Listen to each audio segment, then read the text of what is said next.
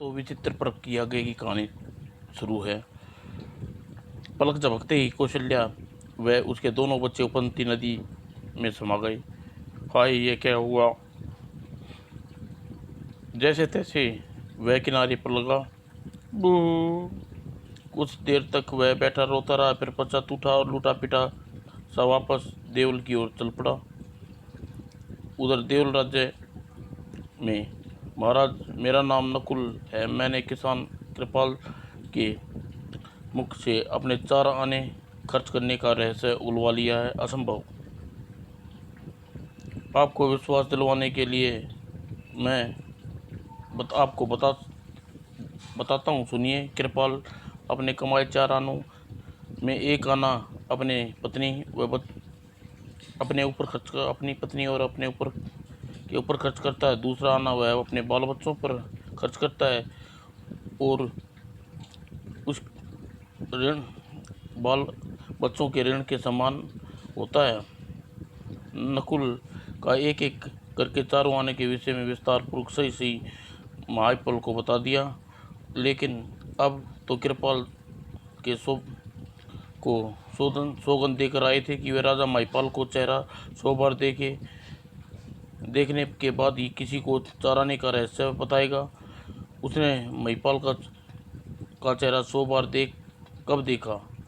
क्या उसने सौगंध तोड़ दी? रिसीवर कृपाल, सौगंध तो नहीं तोड़ी। कपटी बुद्धि से काम लेते हुए मैंने उसे 4 आने का रहस्य गुलवा लिया। मैंने महाराज का चित्रों की मुद्रित 100 मुद्राएं कृपाल को दिखाई और इस प्रकार उसने 100 बार महाराज का चेहरा देखने के बाद मुझे 4 आने का रहस्य बता दिया। नकुल, निस्संदेह तुम बुद्धिमान व्यक्ति हो। तुम्हें अपनी परीक्षा में खरे उतरे, इसलिए तुम्हारे साथ राजकुमारी का विवाह किया जा सकता है। महाराज, आपके होने वाले दामाद का स्वागत है। और अगले ही पल आज मेरी दूसरी पुत्री का विवाह चिंता की दूर हुई। मापिल, अब चलकर कृपाल की खबर लेनी चाहिए। वह अपनी पत्नी और बच्चों को खोकर घर पहुंचने वाला ही होगा। चलिए। और तब नकुल और ऋषि वासुदेव भी राजा मापित के कृपाल के घर की ओर चल दिए। और तब कृपाल घर पर पहुंचा। कृपाल, तेरा मुंह क्यों उतरा हुआ है? बहू और बच्चे कहाँ हैं? अगले ही पल फक फक रो पड़ा। पिताजी, वे सब इस दुनिया में नहीं है। भगवान को प्यारे हो गए क्या? और रोते से सकते कृपाल अपने साथ घटी घटना का विस्तार पूर्वक अपने माता पिता को सुना। ये भगवान, यह तूने यह क्या किया? आए मेरे चंदा सूरज पोते, कैसी रकम सी जोड़ी थी, राम लखन सी जोड़ी थी। वो उसी समय जावंत वहाँ आदम का। अरे कृपाल, अब तुझे 4 आने का रहस्य बताने का मन बना लिया होगा। मैं नहीं बताऊंगा। मुझे 4 आने का रहस्य न मेरे पास है, आद कर धमकी देता, न अपनी पत्नी न अपने बच्चों को लेकर नदी में डूबते और न मेरे परिवार की हत्या होती। ठीक है, तेरे परिवार की हत्यारा हूँ और तेरा भी हत्या बनना चाहिए। तभी महापति का रथ वहाँ आकर रुका। ओह वह ओ महाराज, भाग ले वरना खैर नहीं। और जैसे ही वह वहाँ से भागने लगा, सैनिकों पकड़ लो इस यह भागने ना पाए। सैनिकों का आदेश का पालन किया। जावंत, तू क्या कर रहा था? जावंत, तू यहाँ क्या कर रहा था? महाराज, यह मेरे बेटे और कृपाल की जान से मारने आया था। जावंत, यह जरूरत मेरे होने वाले दामाद को मारने की सोचे। अगले ही पल खचाक और जावंत निष्प्राण होकर जमीन पर गिर पड़ा। महाराज, आपने यह क्या किया? हमने ठीक ही किया। कृपाल पाप की सजा मिली है। महाराज, अभी आप पहले ही कृपाल को अपना होने वाला दामाद कहा था, यह क्या है? तुमने ठीक सुना था, तुम्हारे पुत्र के साथ अपनी पुत्री जयमाला का विवाह करना चाहता हूँ। लेकिन यह कैसे संभव है? अभी तो मेरी पत्नी और बच्चों का अकाल मृत्यु हुई है। कृपाल, होनी को कोई नहीं टाल सकता, इसलिए दुखी हो छोड़कर अपने आगे का जीवन के बारे में सोचो, इसी में तुम्हारी भलाई है। कृपाल, राजा महिपाल ठीक कह रहे हैं, तुम्हारी किस्मत में 2 विवाह होने से पहले ही लिख चुके थे, तो तुम्हारा विवाह करने में यह आनाकानी क्यों? गुरुदेव, आपके आदेश को भला मैं कैसे टाल सकता हूँ? और इसी वक्त जब महापिल और वामदेव ऋषि के साथ वार्तालाप कर रहे थे, आओ रूपमाला, जयमाला आओ। गुरुदेव प्रणाम, सदा सुखी रहो बचिया। गुरुदेव, आपने और पिताजी महाराज ने दोनों वरों का चुनाव कर लिया है, यह क्या सच है? हाँ मेरी बच्चियों, शीघ्र ही तुम्हारा विवाह होगा। हमने यह सुना है कि हम दोनों के होने वाले पति अत्यंत बुद्धिमान हैं। हाँ, यह सत्य है। गुरुदेव, हमारी दृष्टा को क्षमा करें, हम दोनों अपने अपने होने वाले पतियों की बुद्धि की परीक्षा लेना चाहते हैं। ओह, ऐसी ठीक है, तुम दोनों, यह इच्छा अवश्य पूरी हो जाएगी। और अगले दिन रूपमाला सामने बैठाकर कृपाल से कह रहा कह कह रहा था, तुम तो आप मेरी बुद्धिमानी की परीक्षा लेने चाहती हैं राजकुमारी जी? हाँ, यदि आपको बुरा ना लगे तो। नहीं नहीं, मैं बुरा क्यों लगेगा? आप जिस प्रकार भी चाहे मेरी परीक्षा ले लो। ठीक है, तब मैं आपसे एक छोटी सी कहानी सुनाती हूँ, सुनिए। एक किसान के 2 बेटे थे।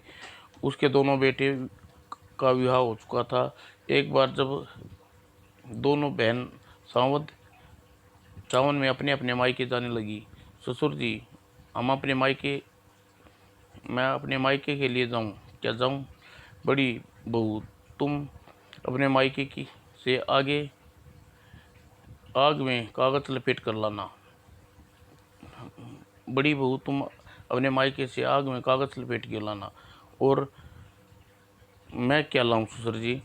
छोटी बहू, तुम अपने मायके से हवा कागज में बंद करके लाना। और जब दोनों बहुएं अपने अपने मायके में रहकर ससुराल लौटी, तो वह अपने ससुर के कहे अनुसार किस प्रकार पूरा करके लौटी, बताइए। आग को कागज में लपेट कर और हवा को कागज में बंद करके वे दोनों कैसे लाई? तो इतनी सी बात है, सुनिए। जब बड़ी बहू मायके से अपने ससुराल वापस लौटी, तो लीजिए ससुर जी, आपने कहे अनुसार इस कदिक कदिक को आग बंद करके लाई हूँ, अंधेरे को दूर भगाएगा। शाबाश बहू। और छोटी बहू जब ससुराल से आई, तो अपने ससुर को एक पंखे इसे हिलाने से हवा उत्पन्न होगी, जिस प्रकार हवा बंद है।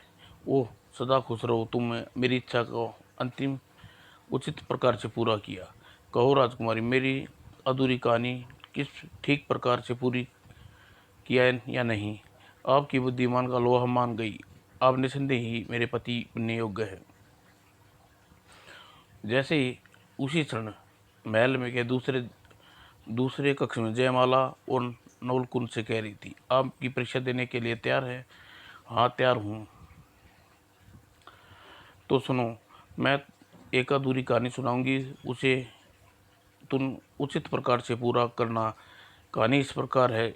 एक बार तूफान की बरसात में धर्म देव नाम का एक परदेसी व्यापारी पल्लवपुर राज्य की किसी समय पनाह पाने के उद्देश्य से इधर उधर भटक रहा था।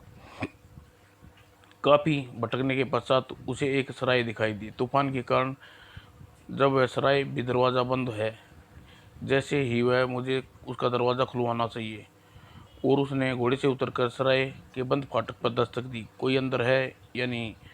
जी हाँ, सराय का चौकीदार है। मैं दरवाज़ा खटखटा रहा हूँ, जल्दी से दरवाज़ा खोलो। मैं दरवाज़ा नहीं खोल सकता, क्योंकि ताले की चाबी खो गई है। भले आदमी, बाहर बहुत तेज़ बारिश हो रही है, उसे बुरी तरह भीग गया हूँ। शहर का अजनबी हूँ, दरवाज़ा खोल दो ना। थोड़ी देर बाद चौकीदार की आवाज़ आई, ठीक है, यदि तुम्हारे पास सोने की चाबी हो तो मुझे दे दो, मैं ताला खोल दूंगा। और क्या व्यापारी धर्मदेव चौकीदार की बात बात में हुए इशारे को समझ सका तो तुम समझा क्या वास्तव में उसके पास सोने की चाबी थी?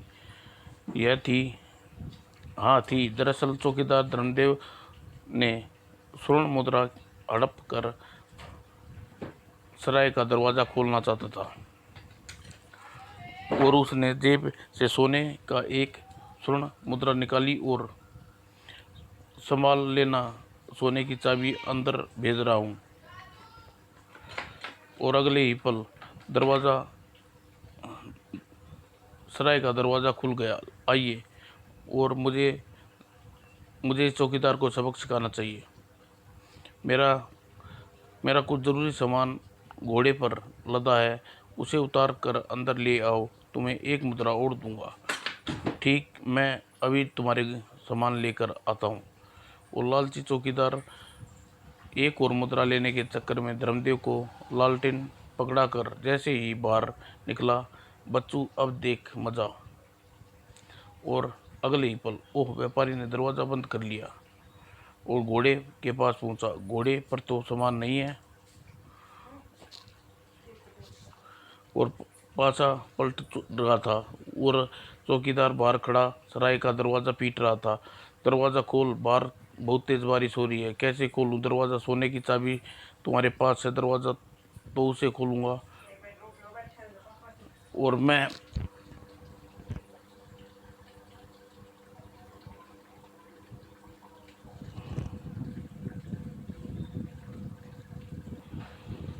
कैसे खोलूँ दरवाज़ा? चाबी, सोने की चाबी तो तुम्हारे पास है, उसे दो, दरवाज़ा खोलूँ? मैं अपने ही बुनाए जाल में फंस चुका हूँ। व्यापारी ने स्वर्ण मुद्रा लौटाते हुए में अपनी भलाई है। और अगले पल मैं सोने की चाबी अंदर सरका रहा हूँ और धर्मदेव ने दरवाज़ा खोल दिया। आओ, अब अंदर आ सकते हो। इस कहिए राजकुमार जी, आपकी कहानी की अधूरी कहानी ठीक प्रकार से पूरी हुई। मैं उत्तीर्ण हुआ या नहीं? निस्संदेह तुम मेरी परीक्षा में खरे उतरे हो। और तब धूमधाम से जयमाला रूपमाला का विवाह कृपाल और जयमाला का विवाह नकुल के साथ संपन्न हुआ। विवाह समारोह समापन हो जाने के पश्चात महर्षि, अब मुझे जाने की इजाज़त दे। महापति, मुझे जाने की? हाँ गुरुदेव, अब आपके को नहीं रोकूंगा। समाप्त दोस्तों।